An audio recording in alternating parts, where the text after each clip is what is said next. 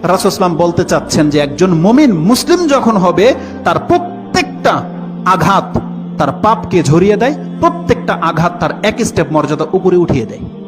এটা হচ্ছে ইসলাম। তো এই হাদিসের মধ্যে যেটা আছে যে আশাদ্দুন নাসি বালাআন আল আম্বিয়া সুম্মাল আমসাল ফাল আমসাল, মর্যাদায় যে যত বেশি হবে তার বিপদ আপদ তত বেশি হবে, এটা আল্লাহ সুবহানাহু ওয়া তাআলার পক্ষ থেকে জানিয়ে দেওয়া হয়েছে। এই হাদিসটি এই শব্দতে রয়েছে দারেমিতে, তিনি 2825 নম্বরে এনেছেন, এবং ইমাম তিরমিজি রাহিমাহুল্লাহ তিনি তার কিতাবুজ জুহুদ 34 নম্বর অধ্যায়ের মধ্যে হাদিস এনেছেন, 2398 নম্বরে রয়েছে, মুসনাদে আহমদ রয়েছে, এবং ইবনে মাজাহ তো হাদিসটি রয়েছে। হাদিসের সনদ সহিহ, বিধায় আমি আপনাকে কোট করলাম।